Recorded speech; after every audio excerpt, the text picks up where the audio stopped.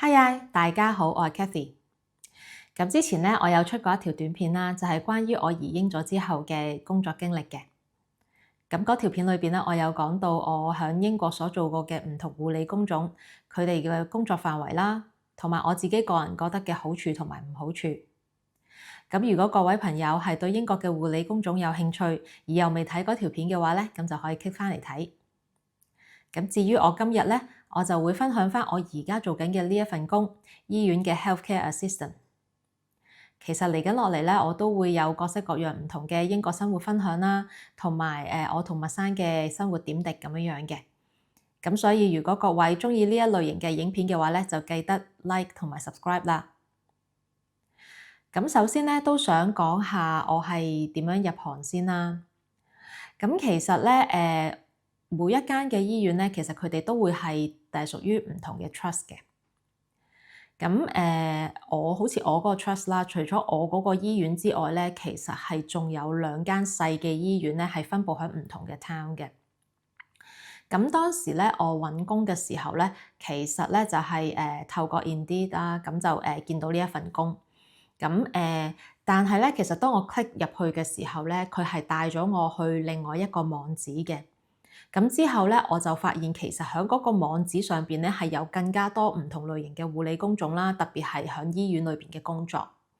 咁我都會show 翻個網址俾大家睇啦。咁如果大家有興趣嘅話咧，其實都可以喺嗰個網址嗰度去揾翻你個區嘅醫院，會唔會有你想揾嘅工作咁樣。咁而另外一個方法咧，其實你可以如果知道你嗰個 town 嗰個醫院嘅名啦，咁其實最簡單嘅方法就係你去 click 翻嗰間醫院，上網 search 翻嗰個醫院名，咁跟住咧通常佢會有一欄work for us 咁樣，咁你就可以去揾翻唔同嘅工種。咁而家我做緊呢一個職位咧，咁就其實係叫做 nursing assistant 啦，喺我個 trust 裏邊。咁有一啲 trust 咧就會嗌佢做 healthcare assistant 啦，咁亦都有啲 trust 咧就會嗌佢做 support worker 嘅。咁我呢一個嘅工種職位咧，咁其實咧通常咧嗰啲 trust 就會擺咗佢哋響 nursing and midwife 嗰個欄目嗰度。咁其實響醫院嘅工作，除咗有我呢一個位啦，有醫生有護士之外，咁其實當然都仲有好多唔同其他嘅職位嘅。咁所以如果你係對 NHS 嘅工作有興趣，但係如果你唔想做我呢個職位嘅話咧，咁你可以去揾其他嘅職位去做。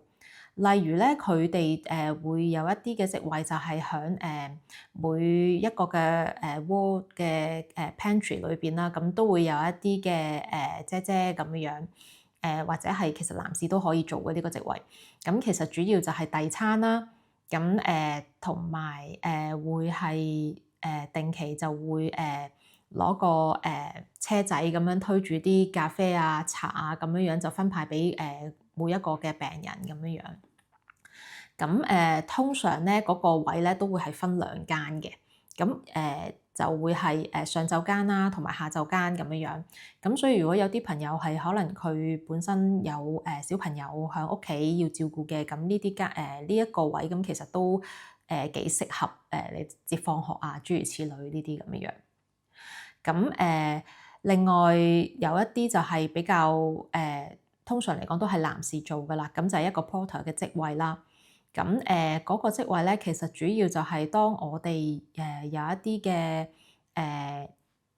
病人，佢係需要去照 X-ray 啊、照 MRI 或者係CT scan 諸如此類呢一啲要移送病人，或者可能有一啲嘅病人離世，咁要去移走佢嘅時候咧，咁都會係呢一個職位嘅人士去做返咁樣嘅。通常嚟講，因為佢哋需要更加大嘅體力啦，咁所以暫時其實我見到都係男士做，我未見過有女士做咁樣嘅。咁呢類型嘅工作啦，即係譬如頭先我講響pantry 嗰度做，或者係好似呢啲porter 呢啲咧，咁其實你係可以喺呢一個嘅 support 嗰度嗰個欄目嗰度可以揾到啦。咁另外咧，你可能會想做一啲 admin 類型嘅工作啊、文職嘅工作嘅話咧，咁佢裏邊都會有一個 admin 嘅欄目可以俾你去揾嘅。咁所以咧，其實 NHS 咧都有好多唔同嘅工種啦，就唔係話淨係得我嗰個職位。咁不過我今日主要分享咧，就會係我個職位嘅工作範圍，因為其他嘅職位咧，佢所有嘅工作範圍或者 training 咧，其實我都係只係知道片面啦，咁唔夠膽講咁多。咁頭先講過啦，我係上 Indeed 嗰度，咁就揾到我呢一份工，咁跟住之後佢就帶咗我去另一個網址做申請。咁當你申請嘅時候咧，其實佢都有嗰個網頁有好多嘢要你填嘅，基本上都真係好似嚴格啲嚟講啦，我覺得佢有啲好似查家宅咁樣，真係問得好仔細嘅。咁當你填完嗰份嘅 form 啦，交咗之後，咁我當時就大概等咗2至3個禮拜度，咁跟住之後我就收到個 email，咁就係話俾我聽，咁佢哋就篩選咗我出嚟，我就可以去 interview 啦。同埋我有一樣嘢都想提翻嘅就係咧，咁我揾嗰份工嘅時候咧，咁其實佢會有一個欄目，就係即係填嗰份表嘅時候，咁佢有一個欄目咧係想我去再加翻啲額外嘅資料，即係點樣可以去證明到我適合呢個職位咧。咁通常嗰個位你就會加 cover letter 啦。咁如果各位可能冇 cover letter 嘅話咧，咁其實嗰個位你都可以自己去打翻落去，你話翻俾醫院嘅人聽，你覺得點解你會係適合呢個位咁樣嘅？咁其實我自己咧以前揾護理工作咧，其實我就從來都未試過喺嗰個欄目嗰度打過任何嘢。咁嗰次就係唯一一次我有喺嗰個位打咯。咁我相信其實如果你喺英國揾工揾護理工作嘅話咧，嗰個欄目如果你打咗一啲嘅資料上去咧，其實都係一個好好嘅資訊去俾佢哋去知道點解你會覺得自己適合呢個工嘅。咁所以我都好贊成大家去加落去。咁我收到嗰個email 之後啦，咁我就去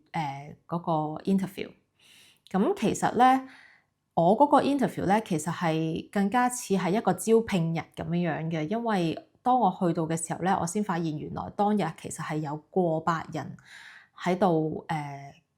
準備等緊 interview 咁樣啦。咁其實去到個流程就係我一定要帶齊晒我啲文件啦，我個 passport 啦，我嘅工作證明啦，我嘅地址證明啦，咁我全部嘢要帶晒去。咁一去到咧，其實佢哋就會影印晒㗎啦，即係我連個見都未見工啊，我直情都未同佢哋講過嘢，我就已經影晒啲文件先。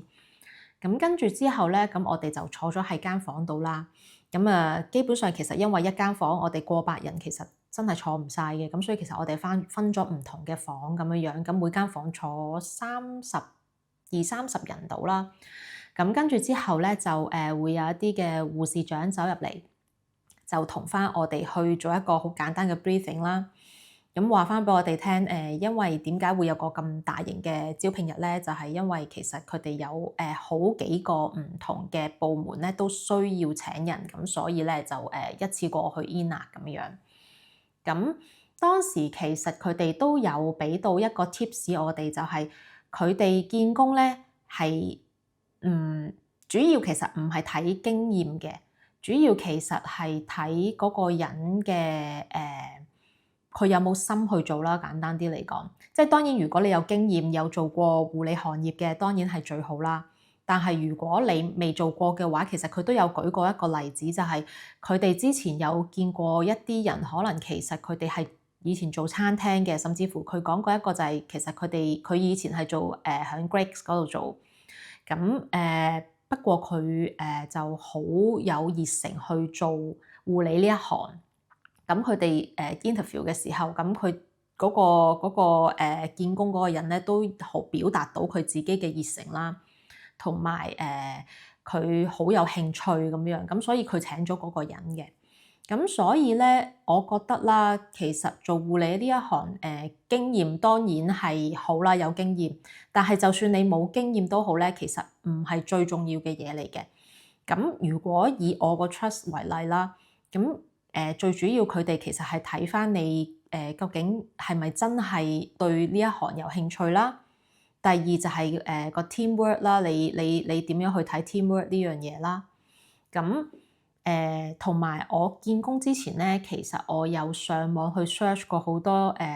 見 nursing assistant 呢個位所需要知道嘅嘢啊，或者通常有啲乜嘢範例問題啊，呢一諸如此類呢啲嘢，我有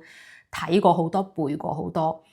咁但係咧，我去到嘅時候咧，其實佢係一條都冇問過嘅。咁我好記得咧，當時我係有兩個人，一個護士長，一個經理咁樣樣，就一齊去 in 我啦。咁每一個 interview 即係都係獨立嘅，雖然佢有過百人，但係佢唔係一個group interview 嚟嘅，每一個都係獨立入去見咁樣樣。咁嗰兩個人去 in 我嘅時候咧，其實佢總共咧係問咗6條問題嘅啫。咁佢哋其實個形式都比較似朋友傾偈多過真係一個好 formal 嘅 interview。咁因為其實都過咗一段時間啦，咁所以我唔係好記得所有問題嘅。咁我就係淨係記得嘅咧，就係佢有問過我以我自己嘅工作經驗啦，我自己覺得最難忘一次可以體驗到teamwork 嘅經驗係乜嘢咧？咁就想我去分享下。咁另外有一條問題就係，當我即係如果我響醫院度做，而我見到走廊嗰度有一個人佢喺度喊喎，咁我會點做咧？咁樣樣。咁呢兩條問題我係比較印象深刻啲嘅。咁其他4條問題咧，其實好抱歉，我就真係唔係好記得。咁但係都唔係一啲好難嘅問題，其實佢哋通常都係一啲情景題。咁佢都講咗，其實 interview 之前嗰個 briefing 咧，其實佢都講咗，佢哋唔會問一啲技術上嘅嘢，即係佢唔會問你一啲你係必須要做過呢份工或者係類似嘅工作你先會答到嘅問題嘅。你係只係需要憑你自己嘅感覺啊或者經驗去答，咁就得㗎啦，就唔需要話一啲好技術性嘅嘢，佢唔會去問咯。咁不過好老實講，如果你哋係有興趣去入醫院度做嘅話咧，咁我都會建議係，因為每一間醫院咧，其實佢哋都會有佢哋自己嘅 page 㗎嘛。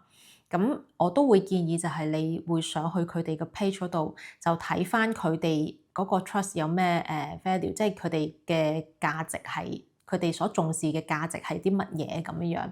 咁而你自己可能心目中咧，最好都諗定某啲嘅答案。然後係可以符合到佢哋嘅價值嘅，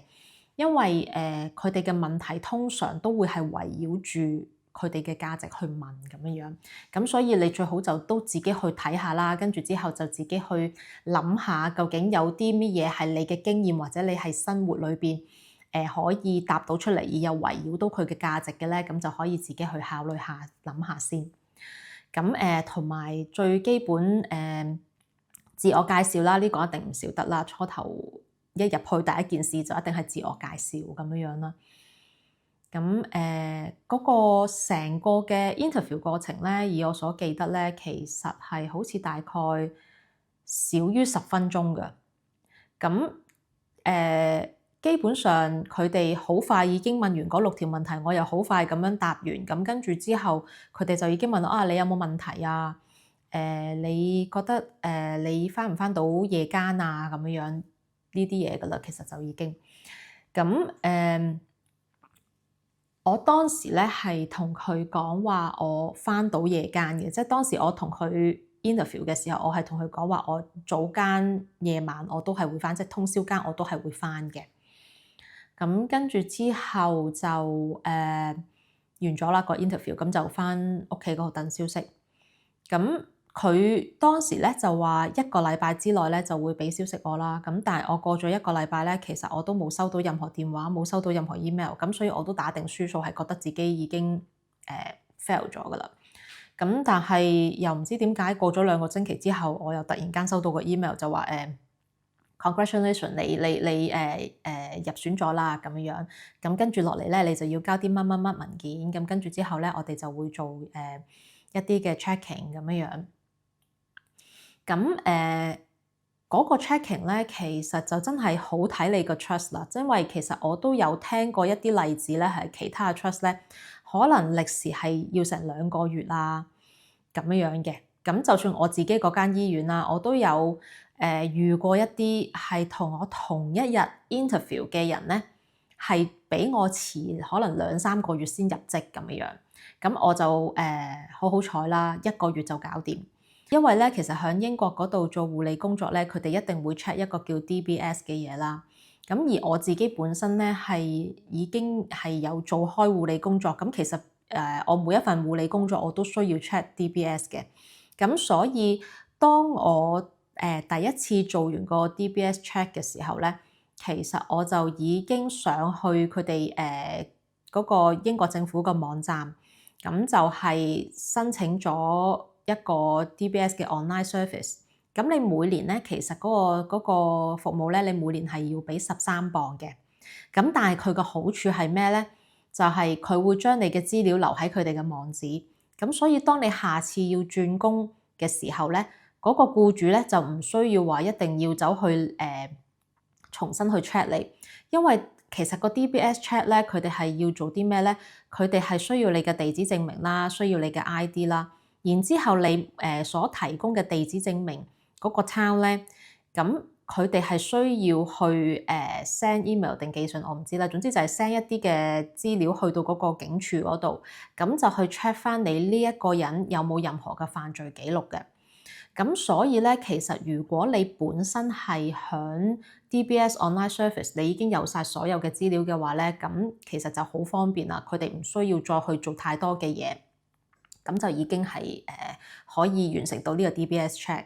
如果唔係嘅話咧，有陣時耐起上嚟咧，可能要2-3個禮拜先可以返去你嗰間護理公司或者係醫院咁樣。咁變咗就你需要等嘅時間就長啲咯。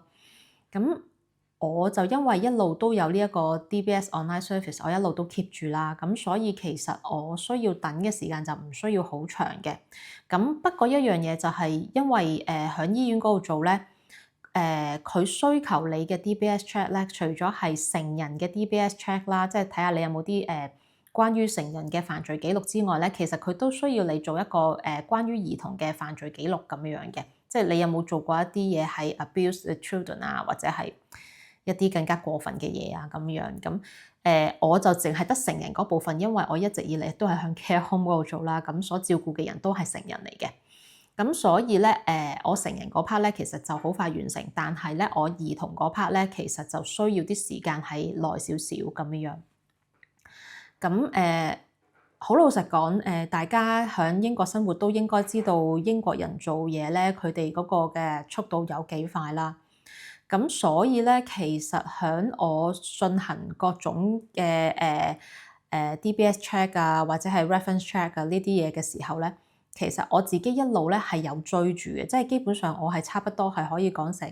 每一個禮拜我都會打電話去俾佢哋HR 嘅人，跟住就問啊個進度點啊，點解都仲未返嚟？因為當你交咗啲資料之後咧，其實你係會有一個 account 啦，咁你自己係喺嗰個 account 嗰度咧，可以 search 到你所有需要 check 嘅嘢個進度係去到點樣嘅。咁有3樣嘢要 check 啦，頭先講咗 DBS，你嘅 reference check 啦，咁就係喺你以前做緊嘅工或者你當時做緊嘅工咧，咁佢哋會 send email 就去問翻你嘅 reference 啦。主要其實佢哋 check 嘅都係你請得多唔多病假，或者有冇啲咩特別問題啊咁樣。咁另外咧，佢哋有一樣嘢要 check 嘅咧，就係你嘅健康記錄啦。咁所謂嘅健康記錄其實就係你嘅打針記錄啦，主要。咁佢會有一份表就係問你有冇打過啲乜針物針啊嗰啲咁樣。咁好老實講啊，其實因為我都所有嘅針卡記錄咧，其實我都冇晒唔見晒㗎啦已經。咁所以咧嗰陣時，當佢問我嘅時候咧，我就係話自己冇任何嘅針卡可以證明到咁樣嘅。咁如果你同我係同一個情況，你係冇任何嘅針卡證明到你有打過嗰啲防疫針咧，其實你都唔需要擔心，因為佢哋只係好需要好簡單咁做一樣嘢，就係會叫你去佢哋嘅醫院啦，跟住就幫你去抽血去 check，睇下你有冇嗰啲抗體。咁如果你冇嗰啲抗體嘅話咧，佢哋就會幫你補打返嗰個嘅防疫針，就係咁簡單嘅啫。咁呢一樣嘢基本上咧，其實係唔會影響你份工，即係唔會話因為你冇打過呢一種防疫針，你就唔可以做呢份工啦。其實就唔會嘅，因為就算你冇呢一個記錄咧，佢哋都係會幫你去補打嘅。咁所以呢個你就唔需要擔心。咁至於咧有啲嘅 trust 咧，我有聽過咧，佢哋係需要除咗你喺英國嘅犯罪記錄，佢哋需要 check 之外咧，其實佢哋係需要 check 埋你喺香港嘅犯罪記錄嘅。咁因為呢一 part 咧，我自己本身就冇經歷過嘅，因為我嗰間醫院咧就只係需要 check 我喺英國嘅犯罪記錄。咁所以講真呢一 part 咧，我就真係分享唔到。如果你係需要去知道埋香港嘅犯罪記錄，咁其實你應該要點做咧？咁呢一 part 咧，我就真係分享唔到嘅。咁如果有網友睇緊呢條片，咁而你又係做緊 NHS 有或者做過任何類型嘅工作，係有呢一方面嘅經驗，點樣去可以 send 到資料返香港去 check 返香港嘅犯罪記錄嘅話咧，咁都不妨留言可以分享下你嘅經歷啦。咁可以俾其他人都知道，哦，原來如果係要 check 返香港嘅犯罪記錄，應該要點做喎，咁樣，咁都可以喺留言嗰度分享下啦。咁好啦，咁就講返我完成咗嗰個 check 之後咧，就基本上就已經好快就已經開工，因為其實當佢send 個 email 俾我話俾我聽，我已經係入咗嘅時候咧，其實佢已經俾咗一個開工日子我㗎喇。咁呢一個亦都係其中一個原因，點解我每個禮拜都打電話去係咁喪追佢咧？就係因為佢就只係得一個月時間俾我，而我係已經俾咗一個月嘅離職通知我嗰陣時嘅公司啦。咁所以我就不停咁樣喪追佢，因為如果佢要拖成2-3個月或者甚至更長嘅話，咁我嗰段時間我咪返唔到工咯咁樣。咁所以我就不停咁樣去追。咁好彩啦，一個月之內基本上都唔使一個月，都係3個零禮拜度，咁其實就已經完成晒所有嘢。咁佢正式嗰份 contract 咧，其實係會完成晒所有嘅 checking 之後，咁即係證明到你一定係入到職㗎啦。咁跟住之後咧，佢就會有一份正式嘅 contract 俾你啦，咁就去簽返嘅。咁都係 email 版本啦，即係我所講嘅所有嘢，其實都係以我自己個 trust 為例啦。咁可能如果有啲 trust 係唔同嘅版本嘅話咧，咁可以各位網友都留個言話俾大家聽咁樣。咁但係以我自己嗰間醫院為例咧，佢就係用 email send 個合約俾我，咁跟住之後我就簽咗，咁跟住就去返工啦咁樣。咁我返工嘅時候，因為我其實以前係雖然有做過 care home 嘅經驗啦，咁但係醫院嗰個 setting 咧係完全唔同㗎嘛。咁所以咧，其實我返工嘅時候咧，我係真係一無所知咁樣去返工嘅，即係我去到係一嚿雲，完全唔知道做緊啲乜咁樣嘅情況之下返工嘅。咁我第一日返工嘅時候咧，佢哋就已經安排咗我去我返工個部門嗰度啦。佢哋直情係冇去安排我一啲事前嘅 training，係冇嘅，直接就已經安排咗我嗰一日返工啦。咁呢度都要講返啦，其實唔係所有人都係咁嘅，只不過係我咁唔好彩，唔知點解撞唔正佢哋安排嗰個training 俾我，咁要我返咗工先。咁我有聽過好多其他同事其實都係 training 完之後先返工咁樣。咁當然啦，其實如果你 training 咗你先去返工，咁你就唔使一嚿雲咁樣，就當然係好好多啦。咁但係如果你個 case 係好似我咁，乜都唔知，完全冇任何經驗嘅情況之下，第一日就已經擺咗落去你嗰個部門嗰度，咁又會點咧？咁其實咧，當我第一日返工去到我嗰個部門嘅時候咧，佢哋係會有人帶我嘅。我成個禮拜嘅 shift 啦，我一個禮拜返3日，每一日12個鐘咁樣樣。咁我成個禮拜嘅 shift 咧，其實都係會有人帶住我，而我嗰3日咧，其實我係理論上我係唔需要做任何嘢嘅，因為我係冇受過任何 training 啦。咁而佢哋嗰個嘅要求就係你做嘅嘢，你係需要受過 training 你先去做。咁就算你受過 training 都好，如果你冇信心去做咧，你係有需要去同你嘅上司講，佢哋再安排你 training 到你有信心啦，咁跟住你就去做咁樣樣，咁就唔係話你一落場你就要落手啦咁樣，其實就唔係嘅。咁但係當然啦，咁即係你都冇可能坐，即係企喺度翹埋雙手，全部等人做。咁一啲好基本嘅嘢，譬如即係遞下膠袋啊，遞下嗰啲紙巾啊，諸如此類呢啲比較輕強嘅，即係一定唔會傷害到個病人嘅。咁呢啲嘢，咁當然我都會落手落腳去幫手咁樣啦。咁所以我頭一日咧，其實係頭嗰個禮拜咧，其實我都係跟住人哋咁樣去做。咁佢就會教翻俾你你每一日嘅流程啦。你響嗰個部門嗰度，即係你響嗰個病房嗰度，你有啲乜嘢要注意啦？應該點樣去幫啲病人去做沖身啊，或者一啲嘅日常護理啊，諸如此類呢啲。咁呢啲最基本呢啲嘢咧，其實就唔係上堂嘅 training，就係你響嗰個部門嘅時候咧，有一個人資深嘅員工會帶住你，咁跟住之後就話翻俾你聽每一個步驟點樣做，然之後就再睇住你做咁樣樣。咁我其實第一次喺嗰個部門嘅時候咧，我係有啲擔心嘅，因為每一日我哋朝頭早第一件事要做嘅咧，就係成班人，即係護士啦，我哋nursing assistant 啦、經理啊、護士長啊呢啲全部人咧就會坐晒喺度，咁跟住之後咧做一個 briefing 咁樣。咁嗰個briefing 咧，其實就會係講返每一間病房裏邊嘅病人，佢哋嘅情況啦，有啲乜嘢我哋要注意啦，或者係上一間，即係佢哋嗰一間有冇啲咩突發嘅情況發生咗啦，咁樣樣諸如此類嘅。咁因為佢哋所有嘅 terms 咧都係一啲專業名詞啦，所以我係有啲嚇親嘅，因為我係一個字我都聽唔明，我完全唔知佢哋噏緊咩。咁所以我其實嗰陣時就諗死啦，我唔知我自己做唔做得嚟喎，因為我唔覺得我可以學得識咯，講真。咁因為佢哋全部用都係名詞，咁佢哋有一份嘅handover 嘅文件俾我哋啦，就嗰個 shift 即係嗰一間，我哋就會揸住嗰份嘢。咁我當時我就睇住嗰份嘢，除咗人名啦、歲數啦，同埋嘅生日日期之外咧，我係冇一個字可以睇得明嘅。咁所以我當時其實我就好擔心，因為佢哋用好多啲 short form 啊，又用好多嗰啲好專門嘅 terms 咧，我係完全聽都未聽過咁樣。咁跟住之後，我嗰個部門嘅人咧，佢哋都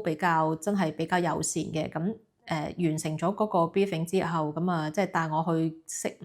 唔同嘅同事啦，打招呼啊。咁跟住之後就有個同事就問我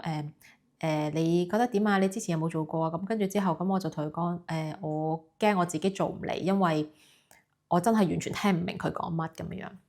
咁佢當時就同我講，佢就話其實我哋都唔係話真係完全聽得明嘅，即係嗰啲嘢咧，基本上你唔需要話真係100%聽得明，你就只需要記住幾樣嘢嘅啫咁樣。跟住佢就話俾我聽有邊幾樣嘢我係需要記住嘅，咁跟住就圈住佢咁樣。咁跟住之後係咯，我其實淨係講個 briefing 啦，我都用咗差唔多3-4個禮拜，差不多近1個月嘅時間去習慣佢哋個模式啦，佢哋講嘅嘢啦，同埋當我每一日去返工，即係叫做知道更加多嘅時候，咁我就慢慢咧叫做睇得明少少嗰份嘢啦。咁我而家喺呢間醫院，我做咗1年啦，其實嗰份嘢咧，我都仲係絕大部分我都睇唔明嘅。咁但係我已經知道邊一啲我係需要，即係以我嘅職位嚟講，我係必須要知㗎啦。咁有啲唔係我必須要知，咁可能因為我聽得多嘅關係啦，咁我都開始有少少我係知道嗰個字係代表啲乜咁樣樣。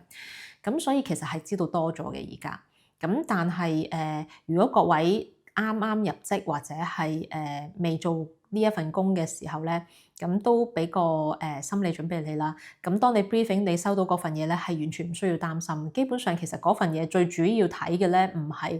係我哋 nursing assistant 或者 healthcare assistant 需要去睇，而係個護士佢需要去知道嗰啲資料比我哋更加多。咁所以嗰份嘢咧，其實係通常主要係俾護士咯。咁我哋只係需要記住其中幾樣嘢，譬如佢哋係究竟有冇尿袋啦，有冇點樣去行啦？即係有啲人可能會用拐杖，有啲人可能行唔到嘅係要瞓床嘅，或者係有啲人用一啲譬如叫 Sarasesti，即係佢有啲唔同嘅 equipment 咁樣去幫啲病人喐咁樣。咁一啲嘅關於佢哋點樣去喐去行嘅資料啦，或者佢哋每一餐佢哋係食啲乜嘢咧？即係譬如可能佢哋係要食一啲攪爛晒嗰啲 puree 餐嘅，咁有啲可能食正常食嘅，咁有啲可能直情係插喉，佢哋唔可以食嘢嘅咁。類似呢啲咁嘅資料啦，咁呢啲就係我哋呢一個職位需要知嘅嘢。咁但係一啲再深一啲嘅醫學用詞咧，其實就真係唔係我哋需要知咁樣咯。咁所以如果你係諗住入呢個職位咧，咁都俾定個心理準備你啦。其實唔需要太擔心。同埋當你做得耐嘅時候咧，你自然其實你都一定會學到啲嘅。咁就唔會話係真係咁恐怖嘅一件事，即係唔需要一收到份嘢就覺得死啦，我要辭職啊咁樣。因為當時其實我一收到嗰份嘢嘅時候，我係有呢一個念頭。我就已經覺得自己死啦，我應該要辭職，我做唔到啊！我唔知道點樣應該點樣，我聽唔明，我一個字都聽唔明，直情係好驚嗰一刻。咁但係原來係唔使驚。